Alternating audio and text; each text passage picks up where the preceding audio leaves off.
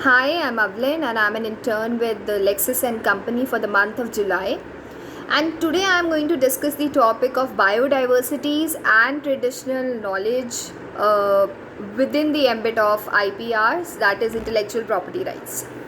So, when we talk about biodiversities include various species of plants, animals, microorganism and their variants, which whatever is present in our ecosystem. They basically occur at three levels. So one is the genetic level, the second is the species level, and the third one is the ecosystem level.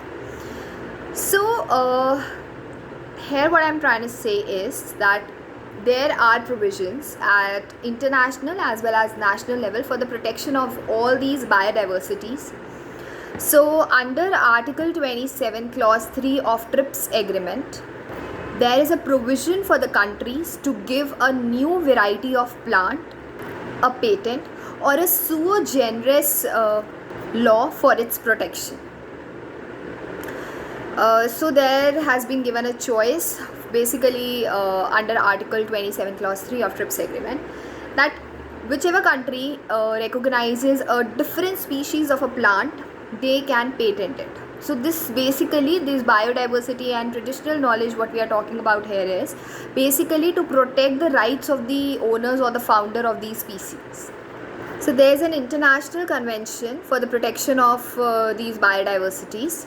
The name of the convention is International Union for Protection of New Varieties of Plants, or we can even call it as UPOV. And this convention was adopted in Paris in 1961. The main objective of this convention was to provide protection to the new variety of plant as IP, that is intellectual property. So this convention basically protects the plant bearers. It motivates people to develop new varieties of plants for the benefit of the society. We have various national provisions, that is Indian provisions for the protection of biodiversities. We have the Protection of Plant Varieties and Farmers' Rights Act 2001. So this act particularly protects the traditional way of farming or the farming rights of farmers, and moreover it protects the various varieties of plants. It protects the rights of the farmers, those who go with the traditional farming method. This also encourages the development of new farming methods.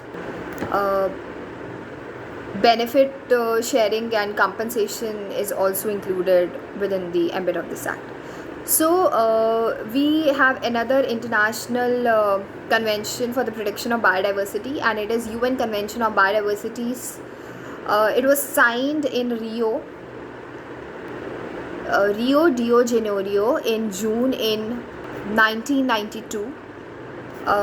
This convention came into force on 29 December 1993. Around 196 countries were its members.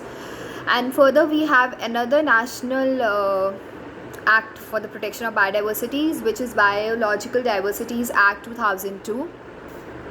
So this act was basically made to meet with the obligations which were held in UN Convention on Biodiversities.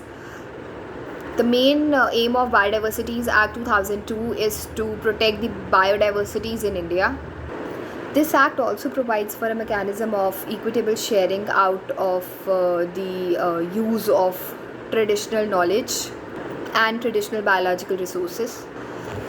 And its prior aim is, or the main aim is, to secure sharing of benefits with local people as consumers of biological resources, and it protects and rehabilitation of threatened species. This act also provides for a punishment for the misuse of biological diversities and doing biopiracy. So the imprisonment is for 5 years and fine is for 10 lakh and more, and if any damages is caused, then it can be increased from 10 lakh. So I just used a word which was biopiracy. So what exactly is biopiracy? It is obtaining an IPR without the consent and knowledge of the original owner or the holder of the biodiversity. So in short, we can say that this biopracy is a kind of theft, and we have a few examples of these biopracy where we have where some of the patents are made in the name of neem, turmeric, and Naphal wheat variety. So this was all about biodiversities. Let's talk about traditional knowledge. So traditional knowledge of biodiversity is an intangible component of resource itself.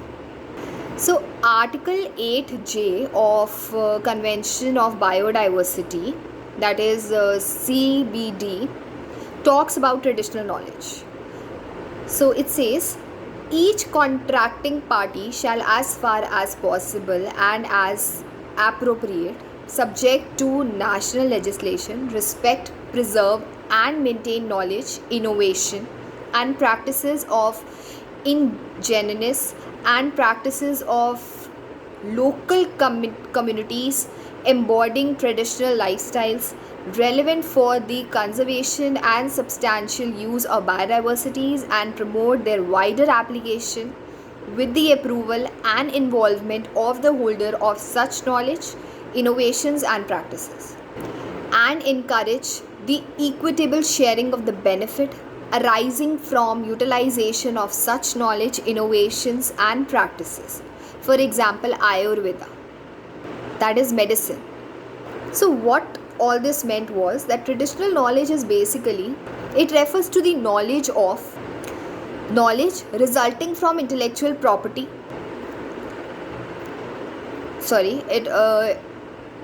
Traditional knowledge refers to the knowledge from the intellectual activity in traditional context and includes know-how, practices, skills, and innovations. So traditional knowledge includes agriculture, cultural knowledge, scientific knowledge, technical knowledge, ecological and medical knowledge, as well as biodiversity knowledge. So we have a case on this. The case is Dhanpat Seth and others versus Neel Kamal. So it was basically what were the facts of this case are. So there was a method of manual hauling of agriculture produce, which was patent, and it was owned by the plaintiff. So defendant also started using the same thing. So plaintiff filed a suit against him. So it was held to be, it was proved to be a traditional knowledge, but plea was rejected because one cannot uplift the plea of traditional knowledge and withhold the patent. So this was what was done in the case. Further, we have traditional knowledge digital library. So this is basically a database, traditional medical system in India, which was which was set up in 2001.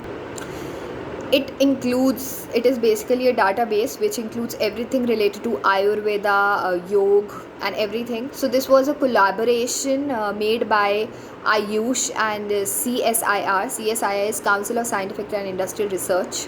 So 34 million A4 size sheet pages have been filled with the traditional knowledge digital library, and they have been translated in English, French, German, Japanese, Spanish. So there are around 2000 patents given in the world based on Indian system of medicines. So this was all about biodiversities and traditional knowledge. Thank you.